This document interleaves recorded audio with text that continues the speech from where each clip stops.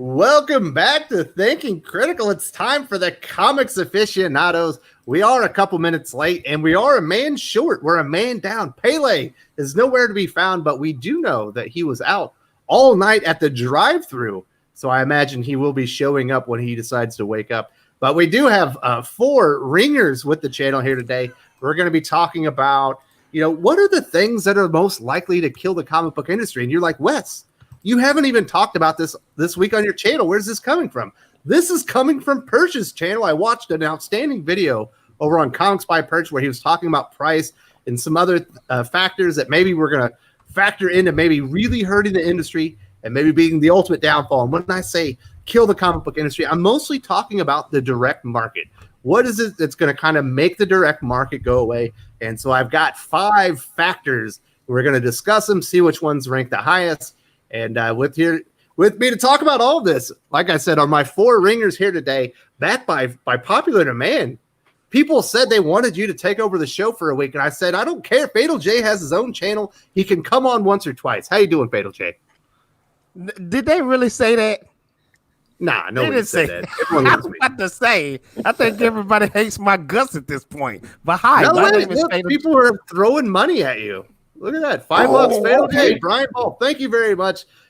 If you haven't checked out the Rags Kickstarter that just started a couple of days ago, where you can get what was before, you could only get the uncensored version of the comic book if you were a Patreon member. Now you can go to Kickstarter. I believe there's second prints of the uncensored version of Rags, and you can get them now. So, boom, not first prints. You still got to be a Patreon to get those first prints, but definitely go to that and support Brian Ball and the Rags team. Those guys are dynamite.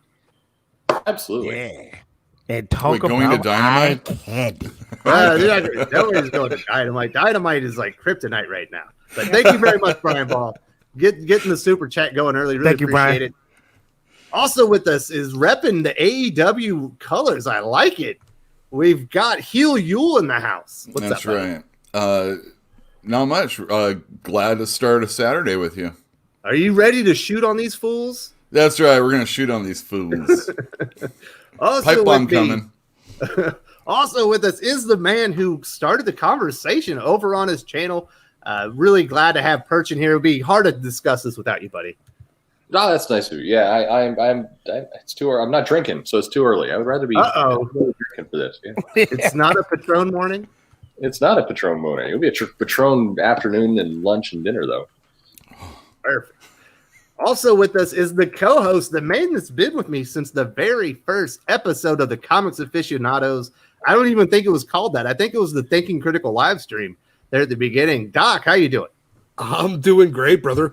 I don't even remember if we did call it Comic Aficionados. I think that might have been week 2 we came up with that name. It was the second or third week when I was going for names. Yeah, and dude, I mean, you're getting close to breaking that getting over that 7,500 sub marker, and I think we were doing this with like 100. Yeah, remember we started and there was maybe 3 people with us. It was a good time. Atomic Hound, great shout out for the shirt. Obviously, Justice League is represented, and I guess it's time to get into the subject. And we'll throw this one to you, Perch. Let's talk about what you said was the biggest factor that could end up being the demise of the direct comic book market: rising cover prices. They're just pricing themselves out of the market. It's a hard problem to solve because comic shops now are dependent on these higher prices. They need the money coming in. The creators aren't paid enough, so there's problems there in the back channel. But the comics are too expensive. Empire #3 clocking in at $4.99 for basically 20 pages of comic is too much. And if the goal, and we've heard a number of other articles talking about how Marvel's going to reach out, and there's this pledge that we're going to go and we're going to increase our audience, we're going to get new readers, we're going to put a focus on that. At $4.99, you're not getting any of that. It's not going to work. It's way too expensive. You're 1.5 comics equals a Netflix subscription at this point. You're pricing yourself out of the market. You're turning it into a collectors only market. And if simultaneously, and I suspect it's one of your other points, you are isolating the collectors by going in different directions, trying to chase a new market you haven't got yet, that's the perfect storm. That's going to hurt you. You cannot charge these kinds of prices for books and hold it up. including that the interior talent is not your top tier talent anymore. I mean, you're paying a higher cover price for a cover, basically, of a top level artist. Everybody else inside is relatively unknown. It doesn't work. Hey, can I ask a question? Do you think Vibrant covers have hurt the market too? In a different way. I think that variant covers have changed the model for a lot of comic shops. I think their shops have got dependent on that revenue stream, and so it's helped them make dumb decisions. But in terms of Yule's laughing there, but in terms of for the fans, I think the variant covers still are a good model where people can opt in or opt out. If you're somebody new coming into comics and you don't want to deal with that noise and you don't want to spend that money on a variant, no problem. You're not forced to. That's not going to drive people away. But if you're somebody new coming into comics, or you're a parent and you're trying to get your kids into comics, and your kid wants to, picks up a stack of comics that's going to equal like $60, they're not going to do it. That's the problem. And that's crazy too, because I can remember back in my newbie days, like I will pick up a Vibrant, and maybe like somebody like J. Scott Campbell or Michael Turner would do the cover, and then when I look at the interior, I'll be like, "What the freak is this? This ain't the same art." So as a newbie person, you know what I would do? I would say, "Hey, forget this book. I don't want to buy this book." And it definitely happens. It definitely happens. I mean, I think the problem has been that comics blew out of the impulse buy territory, right, a long time ago. Like $2.50, $2, maybe $2.99 was I honestly, and I don't even think it was that high. Once a comic book became twice as expensive as a candy bar, soda, they had to remove it from the aisle where you could get the impulse buy because it was no longer in that price range. Yeah, and essentially they priced themselves out of the market that brought people in where parents would buy kids, and then you get your introduction to comic books. Yeah, that's exactly true. And you're not going to get non-readers to convert into readers at $4. Nobody is deciding to try 22 pages of comics for the first time. Exactly. At $5, they're absolutely not. 6, 10, whatever the hell you charge. I don't care how much product you put in there. You can make it fit. You can make it a 50-page thing. You can do the Walmart 100-pagers. Even then, I still have a very, very serious doubt that the vast majority of those sales have anything to do with anybody that isn't an existing comic book reader.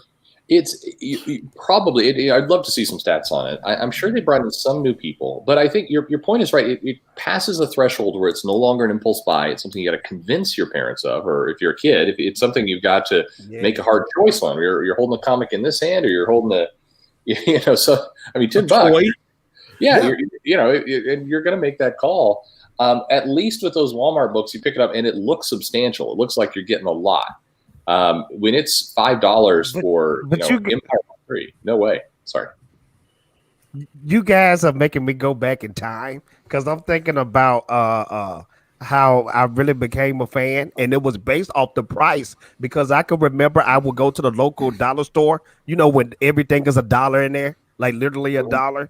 And they will have these stacks of Rob Liefeld Extreme Comics. And I don't know why the freak it was mostly Rob Liefeld, but I would just grab like so many of those. And it was only based because of the price. It was based on the price. If they was higher, like $3, $4, $5, I would have never grabbed all those comic books. Oh, yeah. Most people wouldn't have. Yeah. The thing is that you could go into a comic store and buy a $4 book that came out, possibly from the 70s, 80s, 90s, depending on what book it is, and get a better story probably, or at least a story you're looking forward to, rather than the unknown of the future. Yeah. It's and it is a problem. Oh yeah. So Wes is throwing this up. I did this like a week or two ago. You've got these two events. So Extinction Agenda, which a lot of people remember very fondly, 9 issues, basically under $10. And it's hard to wrap your head around that, $9 for the entire event, $1 a piece, with inflation under $20. 10 of Swords, Marvel's pushing. So first off, you got a volume problem, 26 comics in this story, and that doesn't include variants. And then none of this is variants. It's just the core story, and 26 comics. And even with the one free comic book day issue, you're at $111 for that whole event. And I mean, like, if you're a new reader, you're not going to come in and say, hey, I want to jump in on this for over $100. It's no way. Yeah, like you can actually go back. Extinction Agenda, 9 issues. There were 10 total comics printed because there was the second printing of the first New Mutants issue because Warlock died. So you could get the entire, even including variants and reprints and it was only 10 issues. Now 26 issues plus all the variants. If you wanted to get a complete thing, you're probably looking at triple that amount. Yeah, it's not viable. But and Chris makes the point here with the super chat. Want to say thank you to Chris Barchek for the $4.99 super chat. He's also a comic book retailer as well. At $4, a lot of longtime readers aren't trying new books either. And I agree with you. That's a huge inhibitor for people to go out and try new things. What do you think about that, Perch? Yeah, it is. I mean, whether you're a new comic person, you're somebody coming in new to comics, or whether you're an existing comic fan, you want to branch out. And right now, in particular, Marvel is really trying to broaden the audience, get new people in, try new things, try new books. All of those things, all that new is it's too big a hill to climb at $4, let alone $4.99. If it's true, and all signs are that Marvel's testing the waters to move their entire line there over the next 12 months, $4.99 is too much. First, let me ask you a question. $4 will take you a long way these days. You can either put a tank of gas in your car, or you can go to McDonald's, get 2 cheeseburgers and a large fry, or you can buy a $4 comic. Which one would you buy? Yeah, I mean, it's unfortunately, you got to drive, you got to eat. So it's like, comics loses in that battle. And on top of that, if comics are pushing that you got to buy into a 6-issue storyline, if they're writing for trade, then as somebody coming in new to comics may not realize it, but all existing fans, all longtime readers know that they're not coming in for $4 or $5. They're coming in for $30 basically if they want this whole thing. But thankfully, your super chat there, Chris, pays for a comic book. So thank you, Chris. Yeah, absolutely. Just one. Thank you very much. Just one. Thank you very much to Chris Barchek for supporting the channel. Very generous of you. We do have another super chat, and this is from Federico de la Casa with the €5 super chat. Love you guys. Perch, liked your piece on diversity. Very insightful. Empire 3 was a letdown. Karen Danvers 18 made her more fascist than ever as the accuser. Well, thank you very much, Perch. What is the reception you got on your diversity, Marvel diversity video? I think mostly positive. I think a few people missed the point that I think some people read the and maybe they do it for your videos too. They read the headline and they don't actually watch the videos. They kind of assume what's coming. But the biggest point there in one sentence is simply that diversity means a lot of things. It doesn't just mean one aspect of diversity. It means a lot of pieces. And if you truly want diversity in your comics, you got to go to different locations, people with different backgrounds, or live in different areas, and get really kind of different perceptions. You can't just go hire 10 people from Portland, from Chicago, and say, haha, see, we've got diversity now. And if you do it right, diversity really does help comics because you get a lot of different ideas, you get a lot of different things feeding into it. And so it is a benefit, but in order to take advantage of that benefit and to have good product coming out the other end, which your people should be shooting for, you actually have to deliver on that. You can't get the illusion of it. I want to say something real quick. Yeah, please. I feel like when people start saying diversity in comics, when you literally start hearing that, that's when comics start tainting. That's when it started getting bad. You remember the time back when we was really into the comic books? I mean, I'm into the comic books now, but when we was really into it, with no politics in the comics, it was just good story, good art. Mm-hmm. We wasn't worried about, what about all this? What about all that? And the diversity happened organically. Well, I think the comics were actually, in many cases, more diverse. Now, it depends on which axis you're looking at there, but in terms of the you're right, but you exactly right. It was more diverse then, But now when people speak about it, it's just, I don't know, it just brings the value down to me when it comes to a comic book. They're not doing it right, and it's not true diversity. It's the illusion of diversity. It's that, hey, we've got these people, and we take a photograph. It looks like we have a very diverse group because we're just focusing on skin color, nothing else. But we've got all these people came from the same comic shop in Chicago. That's it. And so it's like, okay, well then they all have the same experience. In many cases, they have the same. It's not true diversity, and comic companies in the 80s, I think you had writers from all over the country.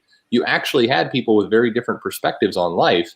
Was there room for improvement? I'm sure there was, but it's gone backwards in my mind. And I'm with you on the Karen point completely. Why they keep doing this to Captain Marvel, I have no idea. She's unlikable. I do want to say thank you very much to Federico De La Casa for the 5 years super chat. Very generous of you. We also have a super chat from View of Uranus. How lovely. Right. $10 Can I read that super super chat? Can I read it? Wes, can I read Only it? if you say the name again. If you want to, yeah. View of Uranus with a $10 super chat. What do you think about them changing Sculpt Hunter's name? One of the most important crossover events of all time. Mutant Massacre. And all they know is Sculpt Hunter is a racist name. Says a lot, does it? Scalp Hunter. Scalp Hunter. I will continue to call him Scalp Hunter. I don't care. His name is John Greycrow. His mutant name is Scalp Hunter. Period. That's what he chose. What Yes. can we do about that? And I mean, come on, guys. The Native American chose the name Scalp Hunter. I don't give a shit what Marvel. That's right. We what know for a fact that Claremont has said that the characters speak to him, right? They tell him what to write, so it's not his fault. I don't care what ukulele boy over in the X office thinks, so that he can't offend somebody. Well, it's more than that, Doc. Let's be honest. Look at what's happening in the world right now. I know. Do you want to do anything that anyone could find offensive? Oh yeah, that's what it is. It's defense. Yes. It's stupid defense, but it is defense. Yes. Yeah, it's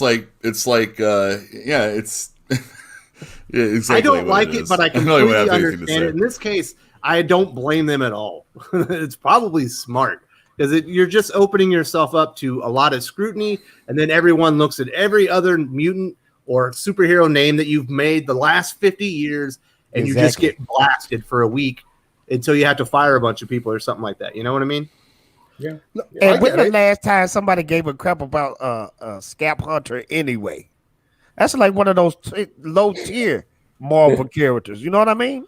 Yeah. Well, and it's a shame because so he's in the new Hellions book, and kind of all the characters in that book, it's just started. He's the one in my mind that's most compelling. I mean, he's the star. Oh, yeah, he's definitely stealing the show. Well, is he? Did he have an explanation, or did they just? I didn't read it. Sorry, Greycrow. They just called him that. Okay, well, they're just calling him by his birth name instead. Being a Native American and all that would be tough being a mutant. Going away from where you normally live, possibly. Now you're living on Krakoa, even more so than the Kansas family and stuff like that. Yeah, whatever. I haven't read it. It's very good point, View of Uranus. But I honestly can say, while I don't agree with it, I completely understand it, and they probably made the right move because they're closing themselves off to scrutiny. There would be an article in CBR, there would be an article in Screen Rant. They would be trying to get some reach out there, so some bigger name in media would come down and mention them that they found it in their article, and then go and try and chastise or crucify Marvel Comics. So at the end of the day, only the trolls care about that, because I guarantee you, if you go outside your house and you ask people, what do you think about Scalp Hunter's name in Marvel? what would people do? Probably never heard of the character. No, they never heard of the character. They wouldn't know what you was talking about. And they'd say, "Stop bothering me. I'm just trying to buy potatoes." Yeah, that's just it's the world we live in. Corporate America is so responsive to Twitter that it's kind of ruining everyday life. But I do want to say thank you very much to View of Uranus for the $10 super chat. Very good points, and something to definitely consider as we move forward. But I absolutely cannot blame Marvel for doing that. So kind of getting back to rising cover prices, we mentioned that basically the industry has priced themselves out of being an impulse buy. You can't be in drugstores. You can't be in convenience stores. You can't be in the local grocery store where it's just an impulse buy. You go and you grab your comic book for your kid, or I want mom, dad, I want that comic book. But I think Perch is absolutely right on the money. We see the comic prices are going up. We see DC has an entire line of comic books that are overpriced because they're prestige plus format. And I think higher prices are the wave of the future. What do you think about that, Yule, being a retailer? Oh yeah, I mean, so it would just normally be something like an annual. Or so back in the $2.99 days, if you can go back that far, the annual would be like $3.99. But as it's going on, that ultimately the regular priced comic was going to be $3.99. What they do is they'll start with like the 25th issue is $3.99. Not these days. I'm just saying then. It's $3.99, and all of a sudden the rest of the other issues, 26, 27, they start catching up to $3.99. The annual's $4.99. Now I have a Spider-Man comic book that came out this week. It's $4.99, and I think there was a Prelude one-shot that started the story last week that was either $4 or $5.99. So there you go. So in 2 weeks, I've just spent $10 in 2 comics for bad math, but you know what I mean. I'll be perfectly honest. They're not that far away from hitting the price of a prose paperback novel, and that's when they have a problem. Because I'm going to get, okay, I don't get to look at pictures, but I get a whole hell of a lot more fucking story in a prose paperback novel. And it takes me a couple of days to read. Right. And yeah, exactly. And it's a book, you're reading a book. I get a whole story, not just one page, one chapter of it. Absolutely. So I do want to say thank you very much to Kenneth Dowling for the $10 super chat. In regards to variants, I remember an issue of Amazing Spider-Man that used a chrome type of variant cover. After a while, people get wise and lose interest. And that's the way it always is with these gimmick covers that they try to go in, whether it be the lenticular covers, they're overpriced. You go in stores, you'll see a whole mounds of them because they just never sold. Yes, they're interesting the first time, but after a while, it doesn't really add anything to the story. And what value does all these gimmick covers really offer? Kenneth, you know how many times I picked up a Michael Turner's cover and opened up and I was pissed off? I've been pissed off a lot when it comes to variants, man. I hate it. I hate it. I wish they do away with it. It's tricking me. You've been tricking me all these years. Quit tricking me.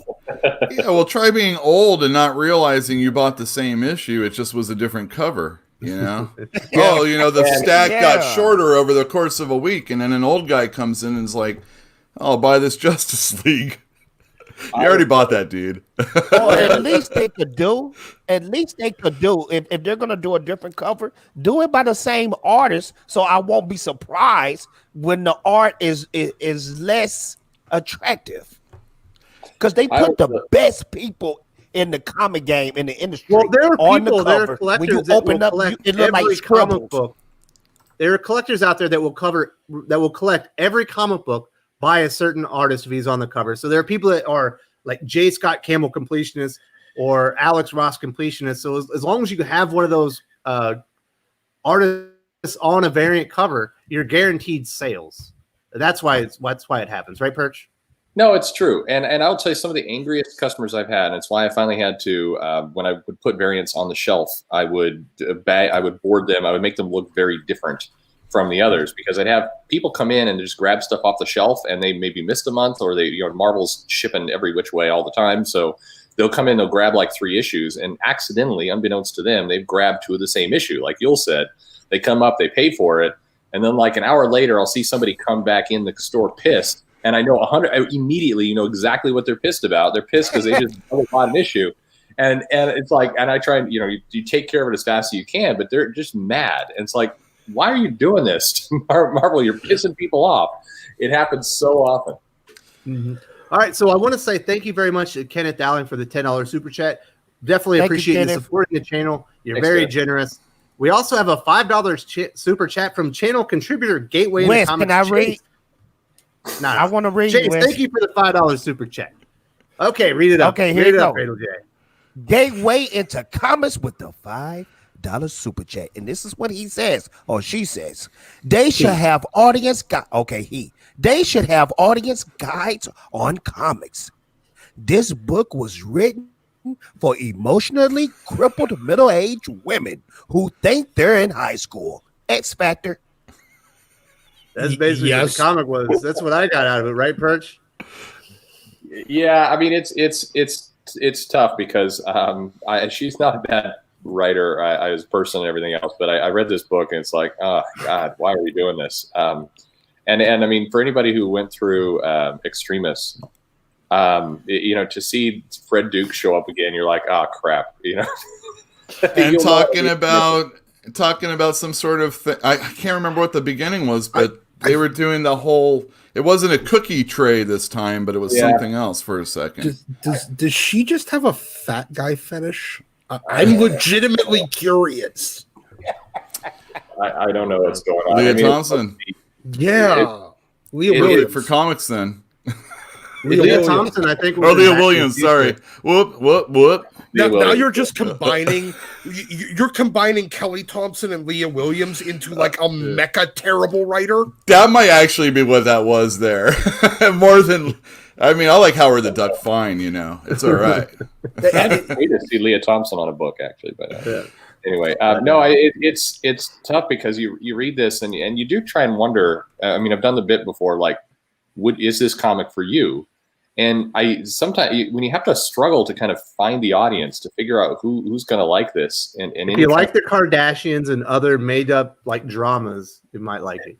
But you wouldn't be reading comics in that case. That's the problem. Good point. Yes, exactly. Might not be the right audience. You're making a comic book for people that don't like comic books. Yeah, it's just tough, and I think it's a bigger point. So we need to get to another super chat here, but I'll come back to it. I promise I won't forget. All right. So thank you very much, Chase. I really appreciate you supporting the channel. And thank you, Atomic Hound, for the $5 super chat. Fatal J, take it away. Atomic Hound with the $5 super chat. This is what he says. If the creators are underpaid and the retailers are low margin, where's the cash going? Publishers? Distributors? Great panel.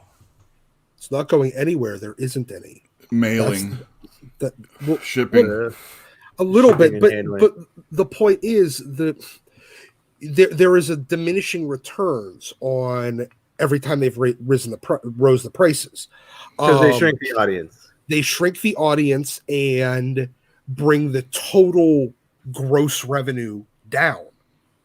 And every time they reboot, every time they raise the price, they bring the total audience down and bring the gross revenue down. The creator rates aren't even going up. They're just having to buy cheaper talent for the same price, because they're not actually raising their page rates. Just anybody that's better and that can command more doesn't do work for them anymore. And so their editors are still paid the same. Their executives are probably still paid the same. Their creators are paid the same. The printing costs are still about the same. They just have less money coming in because they can't figure out how to reverse course. They think that they can grow the audience at $4 or $5 or $6 or $37 or whatever the hell they go to next. Well, keep in mind, so they're bringing in money. There is a lot of money coming into comics, but you're right. It's not going to the creators. It's not going to the distributor, clearly, as we've seen. It's not going to the editors who are making under $40K a year in New York. In some cases, but it is going to some people. I mean, it's going to Papa Disney in some cases, and it is going to, Joe Q's net worth is somewhere between 1 and 5 million, probably closer to 5. It is going places. It's just not going into the places you'd hope it was going. Exactly. It's not going to the right places. Like, for instance, we've been having this conversation ever since Jack Kirby when it comes to creators not being paid. This has been going on for a long time. Oh, I think the other problem is here that for every Spider-Man or X-Men or whatever, they're no longer using, each book does not have to be profitable now. They're using the profits from good books to prop up the publishing of books that lose money so that they can continue to flood the shelves. There's no way that they actually make a profit on 100 books that they sell each month. Not a chance.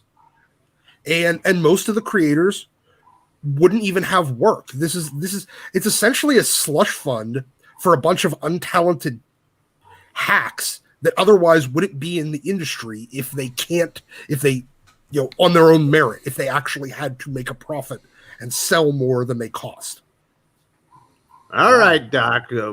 Let's simmer down there. Those were harsh words. No, man, that was. I'm teasing. I'm trying to segue to the next thing because we got it wasn't so far much from the truth, though. He's right.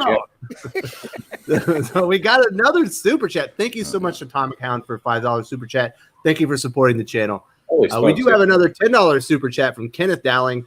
And Fatal J, take it away. Kenneth Dowling with the $10 super chat, and this is what he says.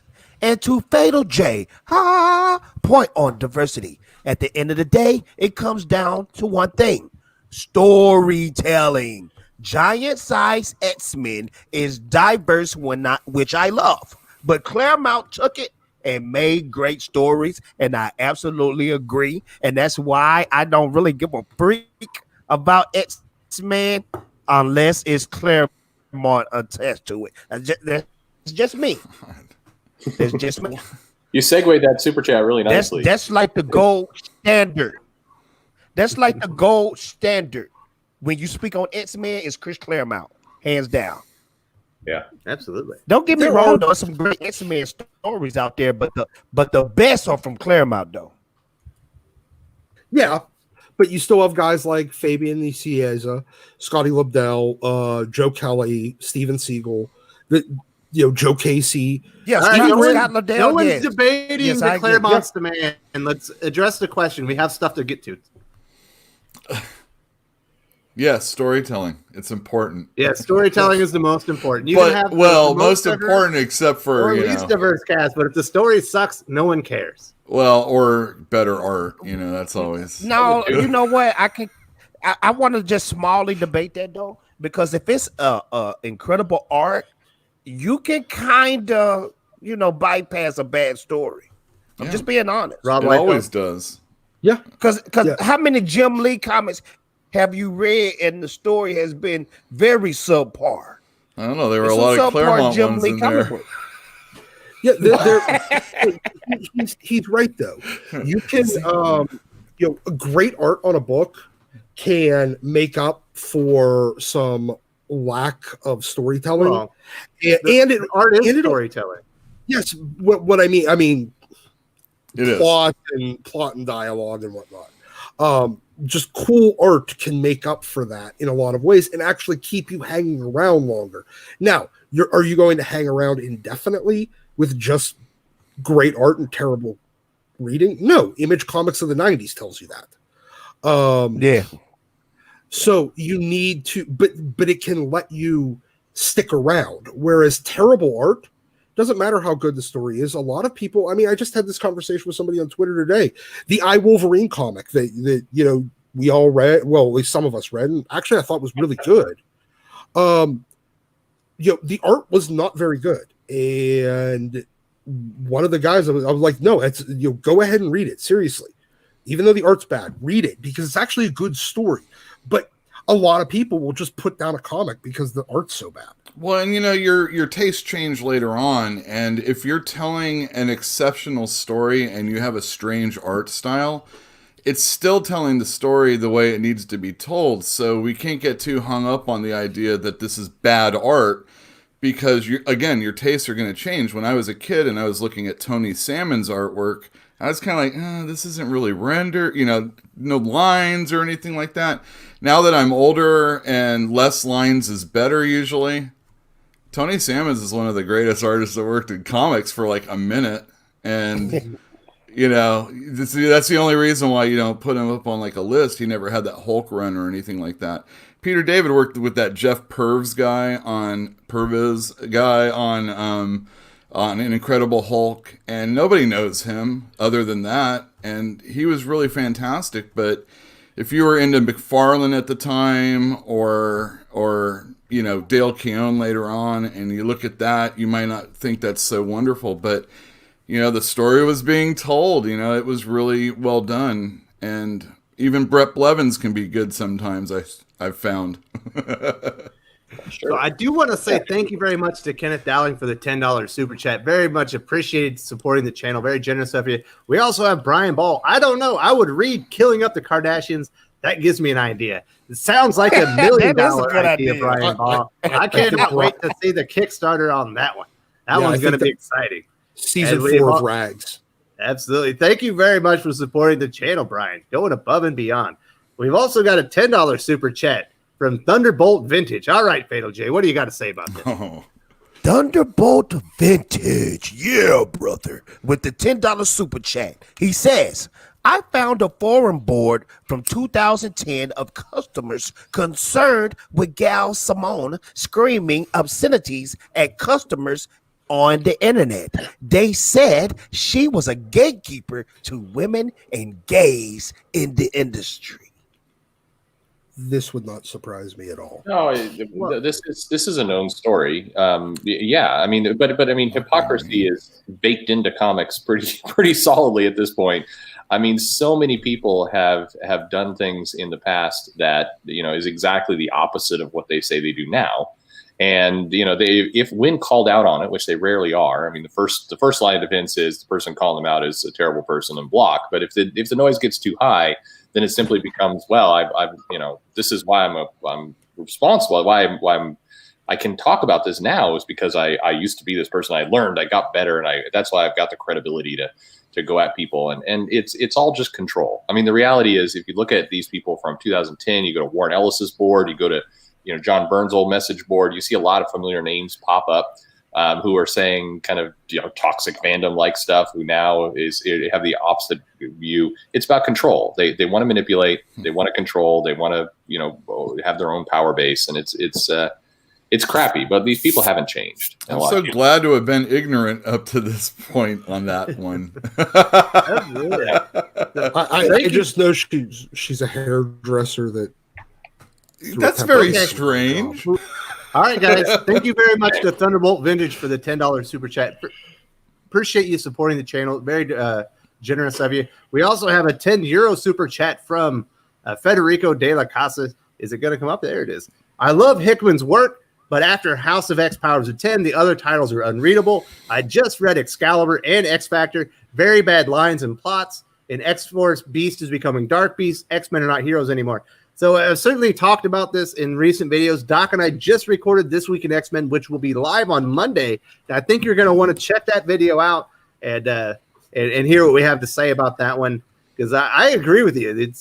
There's a lot of substandard writing in X-Men right now. Very promising start, but it is going down quick.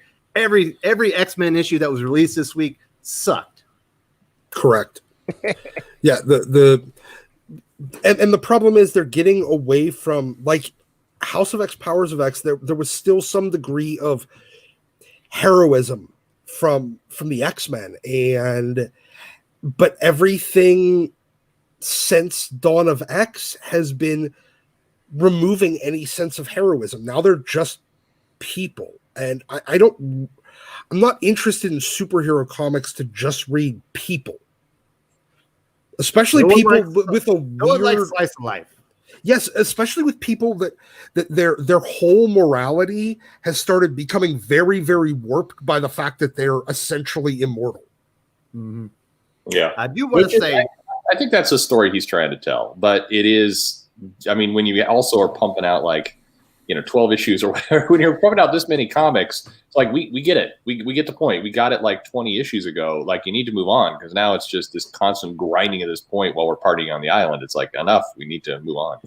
Definitely feels like a lot of filler. I do want to say thank you very much to Federico de la Casa for the €10 super chat. And if this is your first time visiting Thinking Critical for this live stream and you haven't subscribed to the channel, please consider subscribing to the channel. We do a lot of great content here. I work with all these wonderful gentlemen with you that you see with me right now. We do a lot of great content. 2 videos a day is the output that I try to reach. Also, give this video a thumbs up if you're enjoying the conversation. If you think we suck and you think we were totally off base, give us an enormous thumbs down. Let us know in the comments. Let us know in the viewer chat, and we'll try and to talk about that and see where we can do things right. But I guess we got a couple of more super chats to get to. Damn, guys, we're never going to get to the topic. While I was reading it's fine. It's fine. I love talking to the. The X-Men though, they are kind of heels for sure. Absolutely, Heel has got it right. And thank you to Old School Comics for the $4.99 super chat. Fatal J, what do you got to say? Old School Comics with the $4.99 super chat. This is what he says. It seems like they are striving for first appearances. I couldn't even finish Strange Academy #1. The story was so bad, but sold it on eBay for $14. Good for you, sir.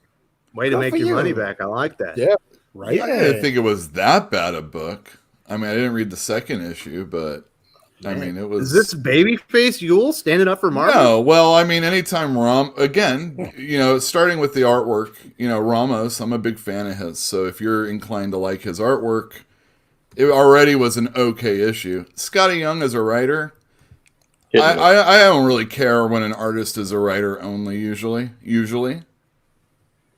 But, it happens. If you can get him to do covers. So I do want to say thank you very much to Old School Comics for the $4.99 super chat. Thank you for supporting the channel. Very generous of you. We do have a $10 super chat from All About Their Books. Great show, Wes. Thanks for the follow. Can we talk about the attacks on Snyder? Not right here, not right now. We've sort of alluded to it in the past on some of the videos. We've certainly gone into great detail about some of the allegations against Warren Ellis, Sean Gordon Murphy, Jeff Johns, and things like this. But the ones against Snyder are more they're more grayish. They're not really attacks. You can tell they're putting feelers out there to see what they can get to stick to Scott Snyder right now. Perch, I know you've talked a bit more on your channel.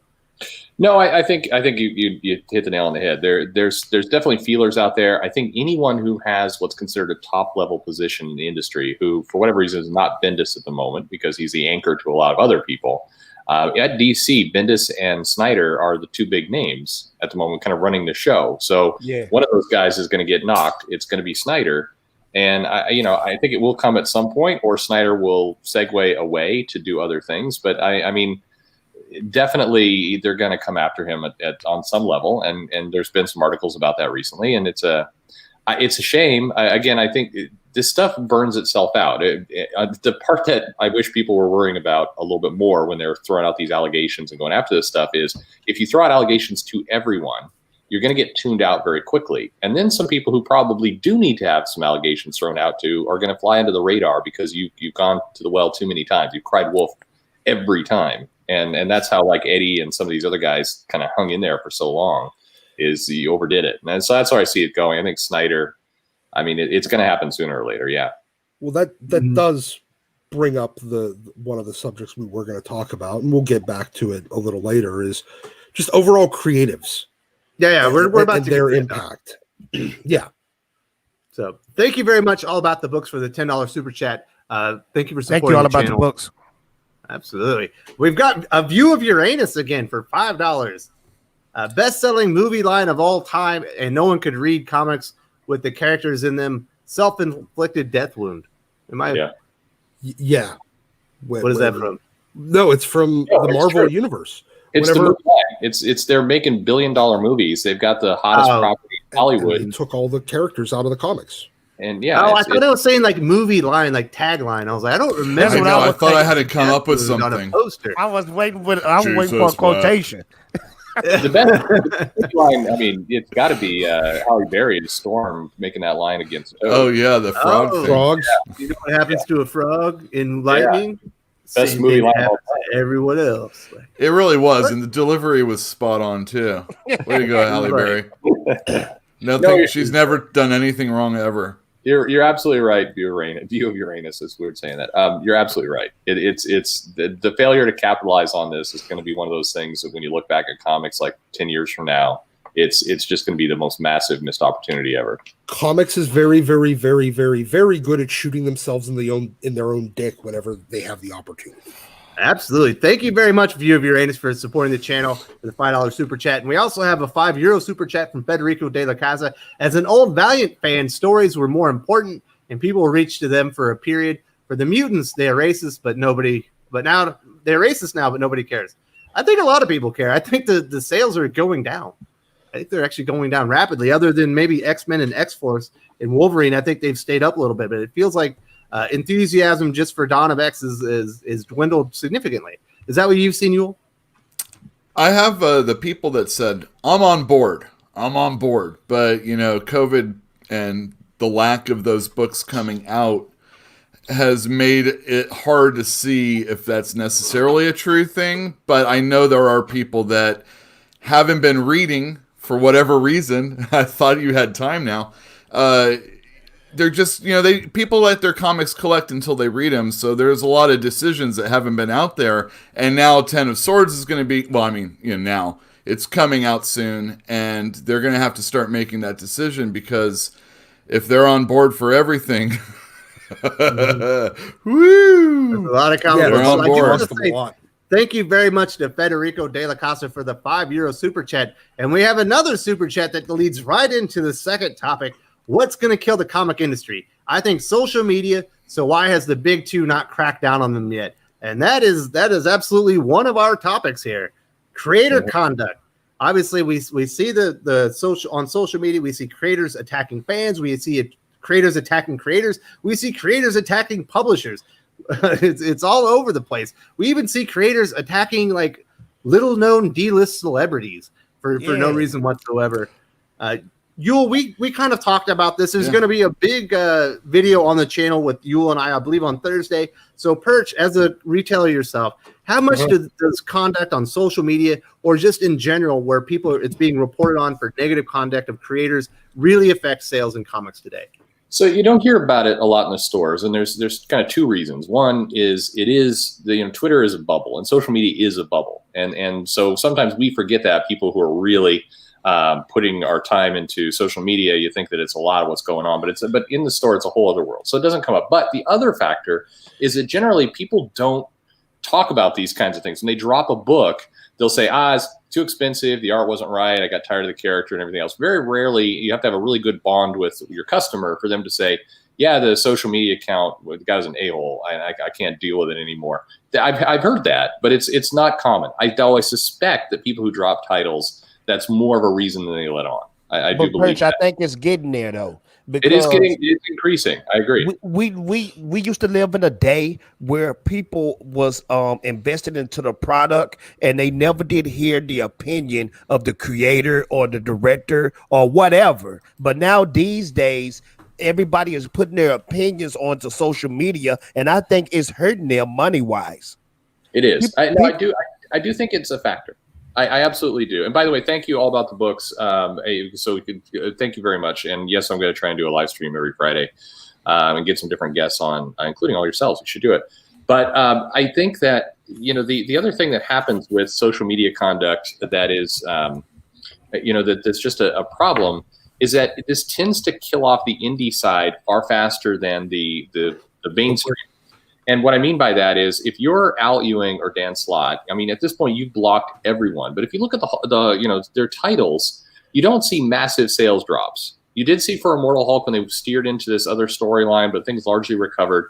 Once you're made within the big two, then blocking people and some of that stuff insulates you a little bit because you're anchored to a mainstream character that people will show up to buy even if they think you're a jerk. But the next step down, and that's where the titles that are under 50,000 copies or under 40,000 copies, and those creators who are trying to establish their runs, they're almost doubly affected by their social media conduct because they're still building their fan base, and that just turns people off. Either you block them, and they don't even know you exist, so you don't build up that audience, or you're pissing people off who you need to grow. And so I almost see it's this insidious thing that's happening in comics right now where you see kind of C-level creators. You see the Tess Fowlers or Alex DeCampi's kind of encouraging people to fight the fight and run blockchains and do all the rest to these up-and-coming creators, which has an interesting effect of just putting a ceiling right over their head.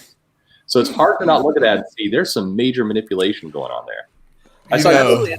Hold up, guys. I do want to say thank you very much to Krista Bliss, and I think this is my buddy Christian that's local. This is a 250 Filipino peso super chat. Creator conduct will kill the industry, and it will also spike piracy. Yule, do you think that you are going to lose sales to piracy because people, they don't tell you that they're dropping the book, they just don't come back and they just go pirate on the internets? I know that people do that. I mean, it happens. What are you going to do? I also know that people have the Marvel account, but these people also come in and get comics at the store because there's a lag, or maybe what they're purchasing is just the account that lets you have a certain amount at a certain time.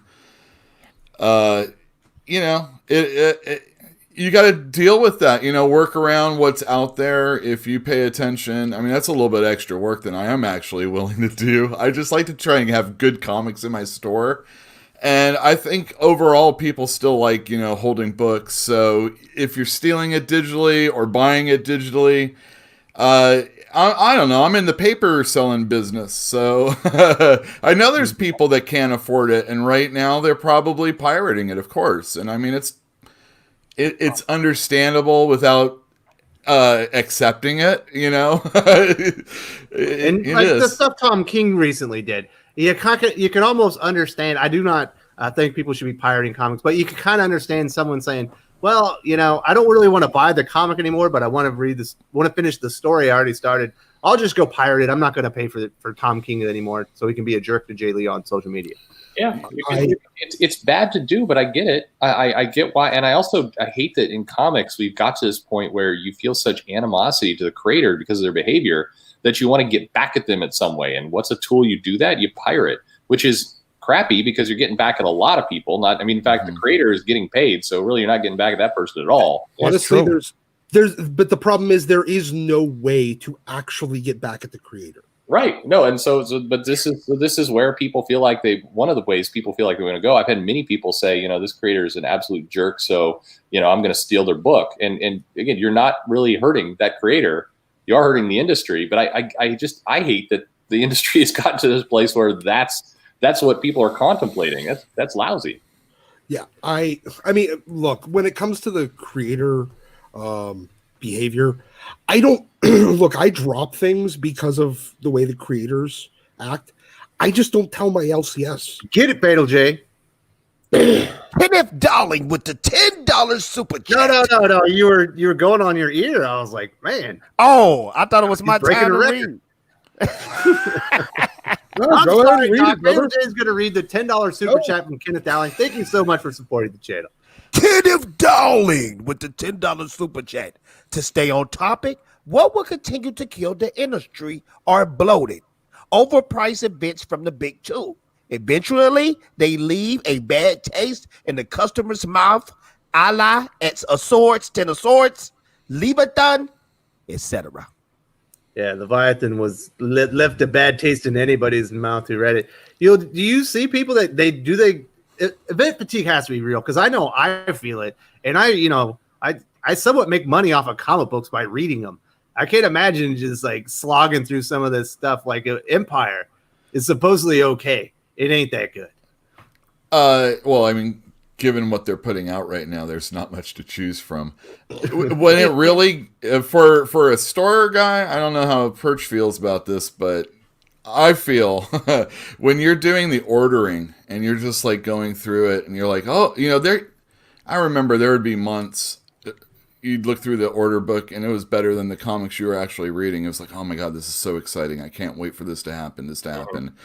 And now it's just like, oh my God, another event. And it's like, oh, there's a Spider-Man event going on right now too. It's kind of low key, you know. It's just expensive. So do you think it's an oversaturation, saturation game where it's just it's too much? Is because that's always been my beef with Marvel and DC for the longest. It's too many freaking books for anybody to jump in. I think Marvel thinks that, and I think DC does also. There's a Superman fan, there's a Batman fan, there's a Wonder Woman fan, and every once in a while we'll put them all together. But if they have an event, it will just be in their own thing. And especially at Marvel, X-Men events were X-Men events.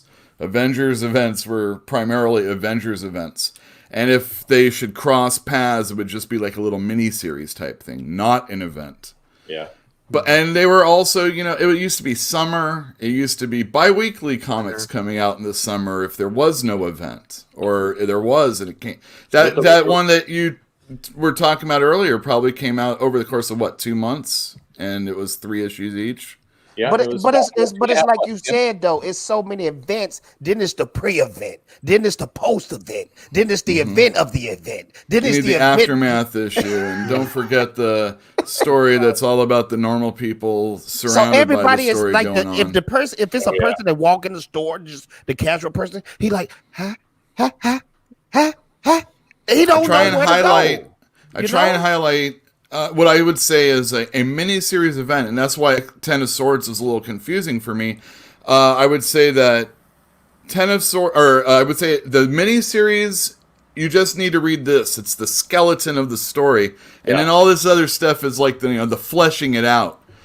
So, I kind of try and explain that to a regular person coming into the store for the first time. But don't worry, it has all these superheroes in it. I do want to say thank you very much to Kenneth Dowling for the $10 super chat. Thank you for supporting the channel. It's very generous of you. We also have a $5 super chat from Brian Ball, the creator of Rags. Piracy screws the writer, the penciler, the inker, the colorist on the indie side of the house. And I absolutely agree with you. That's why we do not promote piracy here on Thinking Critical. But I can understand why a lot of that stuff happens. And I do feel bad for the creators because the creators put a lot of effort into it. They put their blood, sweat, and tears into these comic books, and they definitely deserve to be compensated more than they are right now. But thank you so much for supporting the channel, Brian. Now, getting back to kind of talking about creator conduct, which we were just talking about, and this is kind of another, it kind of falls in line with this, at least in my opinion, and it's, do we think politics and propaganda in comics are eventually going to drive all the customers away? That seems to be a big complaint among comic book fans. I see you nodding your head there, Fatal J. Do you think all the politics, the personal agendas being placed into the stories where the characters are no longer using their own voice, they're speaking on behalf of the writer, is eventually going to drive all the comic readers away? I won't say all, but I will say a good many. It would drive people away. People don't care about your opinion. They don't care about your thoughts. They just want great.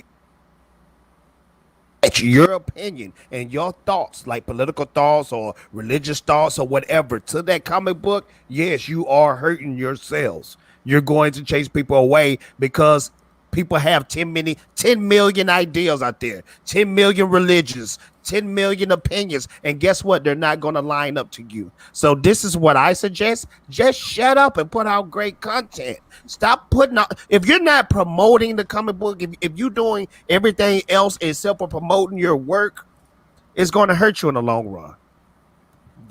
Yes. Yeah, I think that, I mean, the nail on the head is if you could tell a great story and put out your personal beliefs in it, great. I mean, go nuts. I think Chris Claremont got a lot of his personal ideas out into the comic, but he knew how to write a good story around it. It wasn't ham-fisted. The characters still sounded like themselves. He could argue with himself in the pages of the comic by showing some counterpoints that actually made his views stronger. I think he was very gifted at doing that. And I think other writers back in that era were as well. The challenge is today, the craft a good story piece is gone. It's really just just propaganda. Yeah, it feels it feels lazy. It's like I don't have either the skill or the time to create the good story and the conflict. So therefore, I'm just going to shove these words into bubbles and just hope for the best. And that's how it feels. Well, honestly, I think what it is they're all just really, really dumb. I mean, a lot of them are just they're bad. They're dumb and poor. They would fail at a debate club. They're not educated enough to actually be able to defend their positions. So it's you can tell that by just by just reading Tim Doyle's replies on Yeah. anything. None of them can guy's defend their positions, so they just shove it in there and kind of cross their fingers. I mean, look, It's comics in the social media age. It's like we don't want to spend the time building a plot and some conflict and selling the point.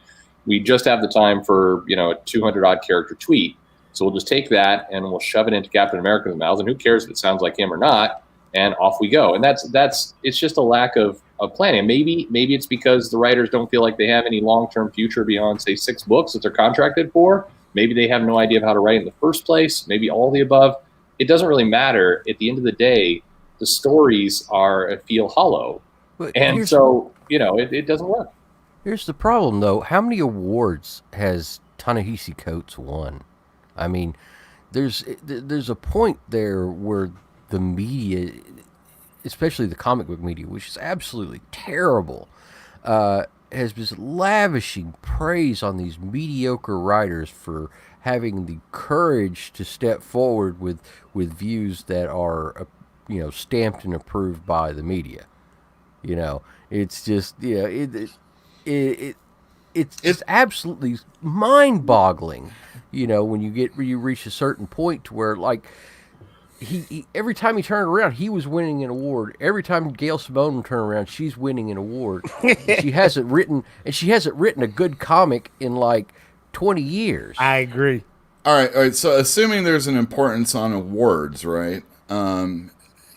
This is kind of like this is like when sports, when they, all right, we gotta make it harder for the defense to play so we can get points scoring, going up so that people will watch.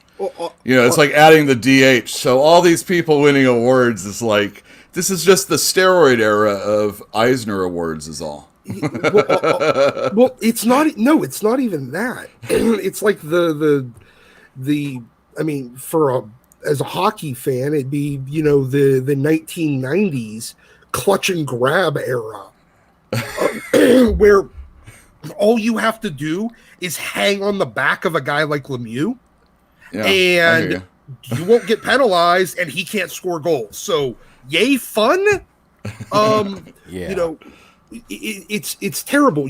Instead of, because it's not about, because at least the steroid era of baseball, you started just hitting more balls. You cheated to do it, but there was more scoring. This would be like, all right, so it's the opposite of that. It's just what I'm saying is like soccer. This is the era of it's soccer. Lame awards. Like, yay, but I mean, again, whether or not awards are important to begin with, Yeah, and it's questionable. I mean, the industry themselves kind of like them, but there's no correlation really to sales or longevity, or I don't know. It's become somewhere realm. But Wes may have stepped away. I'm thinking. Yes. So we have a couple of super chats. We do have a couple of super chats. One that was up on the screen briefly, but we should get to it before we get to it. Is Everett Todd saying more indie publishers need better advertising. It was on the screen a minute ago. Completely agree. By the way, I think indie publishers, but in general, advertising and marketing is the thing that the comics industry seems, inept at. I don't know if we probably won't hit it as one of these items, but that's an area that's just gone. And definitely some indie publishers and some of the smaller guys and the bigger guys, frankly, need to take just an absolute fire hose to that topic and fix it. I don't know if that's the way you fix things. Anyway, good comment, Everett Todd. So thank you for the super chat. And then there's another one on the screen here. I want to say thank you to Federico De La Casa for the €5 super chat. Fatal J, do you got this one? Yes. I'm a lefty, but I can't stand propaganda in comics by people that are bad. Tom King, just for being in the CIA, hurt more people than Jay Lee with a cover. I'm not sure exactly everything that Tom King did while he was in the CIA, but I do think he certainly hurt Jay Lee with his comments about him. But absolutely, people can see through. If you're writing a good story, it doesn't matter whether you're left or you're right or you're centrist. As long as you're writing the characters great and you're telling a good story, people are going to be drawn into the story. But if you're using it just as a means to get across your message, people see through the veneer of that pretty quickly. Is that your case? Is that what you've seen, Yule? Well, I just feel bad for people that are ambidextrous. Mm-hmm. Boom. Dad jokes, everybody. It's true. It's a true statement. And I think Tom King made the apology. You know, what would be really nice is if Tom King actually now makes sure that Jay Lee does some more covers or some work for him. Make sure that he's giving him a place in the industry, because this is one of those accusations that a year from now people forget all the back and forth, and it's going to still be stuck to him. Not good. Well, we'll see where Jay Lee is then, because the people that are ambidextrous. I'm very protective of my friends that are centrists, because I very much value their opinions, because I don't want to like get into a situation where I'm a little bit too far off the deep end some of my ideas. So I'm like, am I going crazy? You know, I talk to my moderate friends. I'm like, am I going crazy?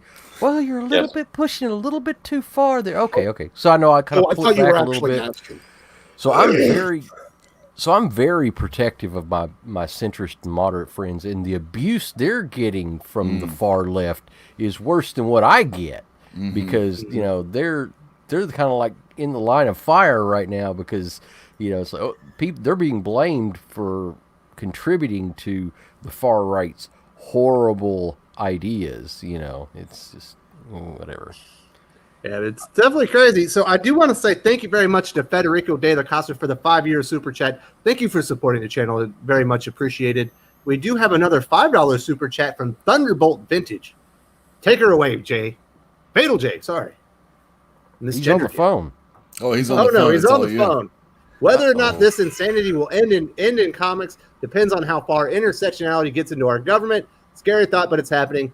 It's getting into everything. It's seeping into all walks of life, and I don't know if intersectionality, you know, getting into government will destroy comics, but you know, it's certainly everything else. Yeah, it is destroying everything else. Yeah. It's really I don't know. It's future enemies is all it feels like. You know, it's like, who am I going to be pointing the finger at later? You know, and it's kind of.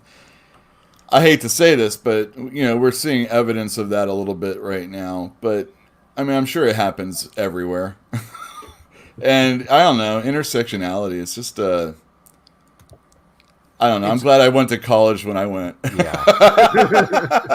It's a way to create enemies. It's all about who your enemies are and how you can manipulate them and how to create more of them. That's what intersectionality is. It kind of feels that way. I feel like we're just living in a Kafka trap. Yeah, exactly. Well, and that's the thing. I mean, this is really nothing new, probably going back to the beginning. Cavemen were dealing with it too. I do want to say thank you very much for Thunderbolt Vintage for supporting the channel. Very much appreciated. And to everybody here who broke over 200 for the live stream, that's always a good number. If this is your first time on Thinking Critical, definitely subscribe to the channel. You're going to want all the wonderful content that me and these wonderful gentlemen put together. Lots of collaborations here on Thinking Critical YouTube. If you're enjoying the chat, definitely give us a thumbs up if you haven't already. If you hate what we got to say, definitely give us a huge thumbs down. Let us know that we're off track, because we definitely appreciate the feedback. Now, getting back to the topic at hand, was there anything else that you guys needed to cover on the politics, kind of propaganda seeping into comics? Is it in kind of turning people off to comic books? I did, and the only thing I'm going to say on this is, look, guys, as writers, you have to be creative. As writers, as artists, as you know, you're trying to influence the world. We used to try to convince people to think, not to just blindly follow. And what you're now pushing is blindly follow, or you're a bad person. Don't tell us what to think. Tell us to think. That's all I have to say on it.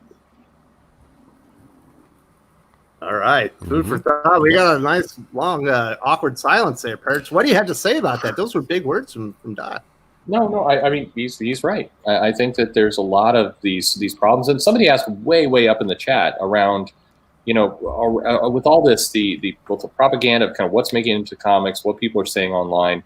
Why don't the big two enforce their social media policies, or why don't they have one? Well, I mean, they do have one. They do have these standards and controls. But in terms of what's getting into the comics, it's kind of like everything else we've been saying. You know, when you've got a your editor is managing kind of multiple books and being paid $30,000 a year to work to live in New York, there's not a lot of care and attention going there. And in terms of enforcing your social media policy, who?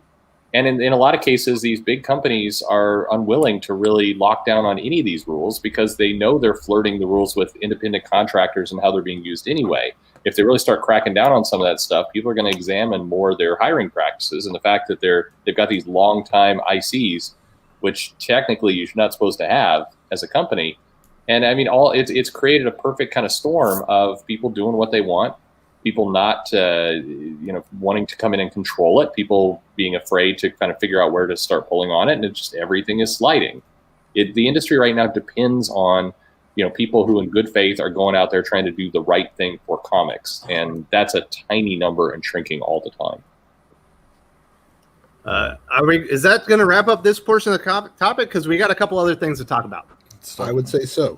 Yeah. Boom. Way to take her home. Now let's get into kind of some more meat as far as story goes. We certainly talked about this one a little bit. What about substandard creative efforts? Basically, the quality of storytelling dropping, the quality of the art dropping, and basically making that bang for the buck as the price goes up really not worth it. Because I feel like there's going to be a video out tomorrow with you and myself. We're talking about like the new comic blues, where I'm like, there's some really good comics books out there, but I'm having to wade through an oasis, an enormous desert of just crap to find it because there's so many bad writers right now. Yes, I would agree with that completely. Anybody that's worth a damn is either doing their own creator-owned work, they've left comics entirely to go for the far greener pastures of advertising, Hollywood, and video game development, or they're only doing cover work. I mean, when's the last time we saw, J. Scott Campbell do interiors? When's the last time we saw on 300? Well, I think that's his reasoning. I mean, that's for him, Well, it's for him, but it's also because nobody will pay him what his page rate would command. There's a reason it's why twofold. Unfortunately, with J. Scott Campbell, it's the pay, and it's also a number of editors have come out and said that they don't want him on their books because of the way he draws. I mean, bluntly, they're making a choice. Yeah, they're choosing stupid ideas over sales, and their job is sales. Well, and also they want it done, and that's another reason. J. Scott Campbell's never been someone to get anything done on time, really. No, I mean, his Gen 13 run was, but that was. I wonder how much Alex Garner was working on that. Yeah, early in and that was also late. Yeah, he was slow and it was late, but again, you can commission. I mean, so if you're an editor and you've got a portfolio of books, and you're trying to figure out how to stretch your dollar, your budget, what you've done across these different books. So Marvel has this flood the shelf strategy. So that's problem number one, is that you've got to produce more books for the same budget. So that's going to drive down what you're paying, right there. That's problem. That's the first problem. The second is that you're not. They have a culture of, if you want to go back and get more money or get more budget to do a particular book or do a particular run, like the door is closed. There's not an audience to even hear that. So if you have got a great idea, like, hey, for this anniversary issue, let's do something with Spider-Man and Mary Jane where we do a one-off issue. We'll give it to J. Scott Campbell. It will sell it'll sell really well, but we're going to need a much higher budget for this one book, and we're going to get to them ahead of time so we don't worry about any scheduling. It's not ongoing. There's no reception to those ideas at all. Well, there was, because we were supposed to get the Jeff Loeb, J. Scott Campbell Spider-Man miniseries that was announced in the late 2000s. Kind of linking. That's the whole problem, though, Doc. There was that appetite. It's gone now. Kind of linking to the previous topic there. The reason why we have so many, activists in comics is activists will work for practically nothing. It is a religious fervor for them. So they will take less money. If they get the opportunity to profess their ideological beliefs and proselytize to the people, they'll take less money than a good writer. And that's one of the reasons why we have so many of them in comics is they can hire like a dozen of those buggers, for the price of 4 good writers. And that's one of the reasons why we have so many of them. They'll take odd jobs. They'll beg on Patreon. They'll do anything that they have to do to try to pay the rent, as long as they can keep their sweet job at Marvel so they can keep, shoveling their propaganda onto the masses. Breaking into comics is a lot of spec work already. I mean, and then you get up to Marvel and DC and, you expect a little bit extra quality maybe, but it might not necessarily be there. And if it is, you have to deal with someone, grabbing your ass or something like that. and keep in mind, I mean, a lot of the creators they're coming from South America, they're coming from other regions, they're unknowns. I mean, that's the biggest influx of talent, which I mean is even beyond ideology. Maybe the person picking it certainly would be, but those creators are they're unknowns and they're shoveling stuff out in a studio. I think somebody in the chat mentioned that maybe people need to go more the Boom Studio model, less books, better quality. Yeah, I absolutely. I agree. Absolutely. Stores do not need the shelf stuff right now. It's not helpful at all. No. And you're losing. I mean, to me, it's so self-defeating because let's say you're Marvel and you really want to have this new character that's going to appeal to the Latin market. And so you want to go that direction. You want to put out that book and you really want this character to be successful because this fulfills your ideology. It's something you want to do.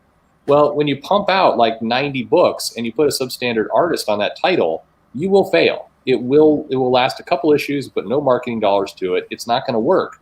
So you're defeating your own kind of plan there. I mean, if you just published fewer books, put strong talent on there, you might get some of these ideas off the ground and then get to be the company you want to be. But you blow it. You shoot yourself in the head. I notice a trend within the comic industry, especially with indie companies that was super successful way too fast, and it is always the common factor where they start to have too many books and people stop buying. And I totally agree, they need to narrow down the book selections and just focus on the quality. It's not about the numbers. When you have too many books, but it is you're going to lose money. It is about numbers for the big companies, though. It's the structure. I think you're right. It's a structure they've established. They're trapped in it. There's a lack of confidence that if they went to fewer books by stronger creators, that the sales would correspond and life would be okay. They don't believe that's true. And maybe cheaper comics. Or cheaper, the same right. thing, yeah. They don't believe that either. So I disagree, but I understand in their business, they're convinced that if they did that, it would hurt. They'd lose their jobs. It would be problematic for them.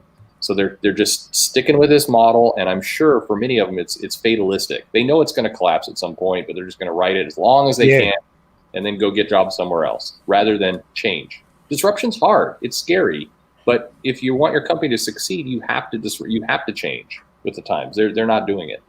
Mm-hmm. Yeah. You couldn't really hit it any better than that. Yeah.